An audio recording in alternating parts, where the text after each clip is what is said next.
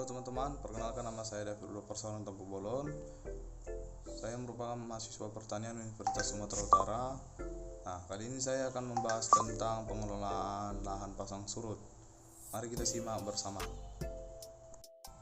Baik, pengelolaan lahan pasang surut.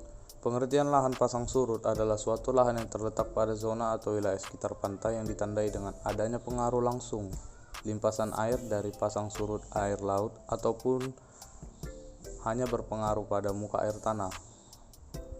Lahan pasang surut merupakan lahan yang dipengaruhi pasang surut air laut.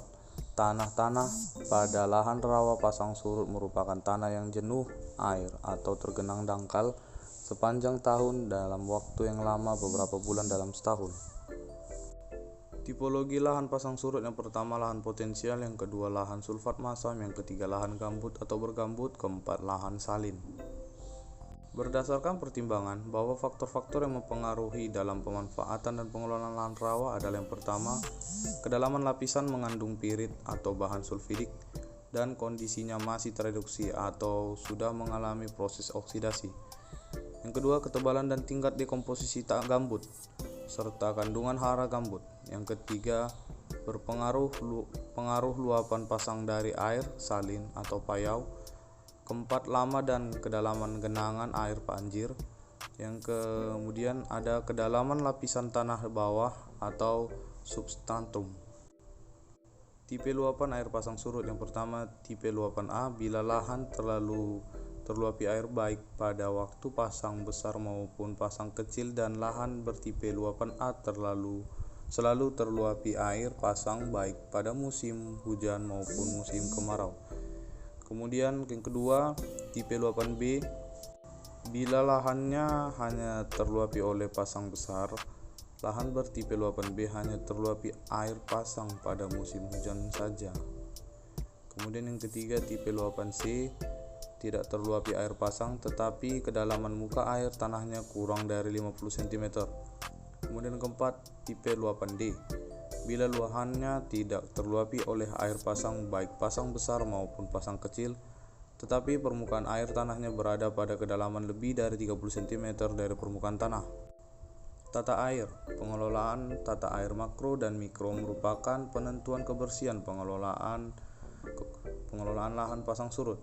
Kemudian yang B, pengoperasian dan perawatan tata air makro yang meliputi jaringan saluran primer, sekunder, dan tersier serta pintu air.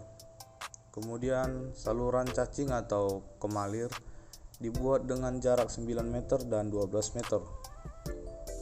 Pengelolaan lahan: yang pertama, pengelolaan lahan di lahan pasang surut diperlukan selain untuk memperbaiki kondisi lahan menjadi lebih seragam dan merata dengan adanya penggemburan dan pelumpuran, juga untuk mempercepat proses pencucian bahan racun dan pencampuran bahan ameliorasi maupun pupuk dengan tanah. Yang kedua, pengelolaan lahan yang memberikan hasil baik dari segi fisik lahan dan hasil tanam adalah dengan bajak singkal atau diikuti oleh rotari atau gladback yang dikombinasikan dengan herbisida. Bila tanahnya sudah gembur atau berlumpur baik merata, yang umumnya dijumpai pada lahan bergambut dengan tipe luapan air A dan B. Kekurangan pasang surut: yang pertama, adanya perluasan wilayah pasang surut yang disebabkan karena pendangkalan di tepian rawa sehingga wilayah rawa menyempit. Hal ini dapat dipercepat dengan kebiasaan membuang limbah sisa panen di dalam rawa. Kemudian peningkatan kadar keasaman lahan karena pelapukan bahan organik dan kelarutan zat tertentu serta pencucian zat kimia dan penyemprotan pestisida, herbisida, zat pengatur tumbuh yang digunakan oleh petani. Jika residu atau senyawa yang ikut terlarut di dalam air irigasi dan masuk ke dalam lingkungan perairan rawa akan mempengaruhi kualitas air rawa dan kehidupan di dalamnya, termasuk populasi ikan. Penataan lahan di pasang surut: secara umum terlihat bahwa lahan bertipe luapan A yang karena selalu terluapi air pasang dianjurkan ditata sebagai sawah, sedangkan lahan bertipe luapan B dapat ditata sebagai lahan sawah atau surian. Lahan bertipe luapan B dan C karena tidak terluapi air pasang tetapi air tanahnya dangkal dapat ditata sebagai sawah tada hujan atau surian bertahap dan tegalan.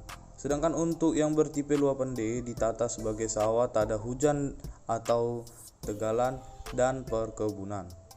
Sekian presentasi dari saya. Semoga ilmu yang saya sampaikan bermanfaat untuk kita semua. Terima kasih, sekian dan terima kasih.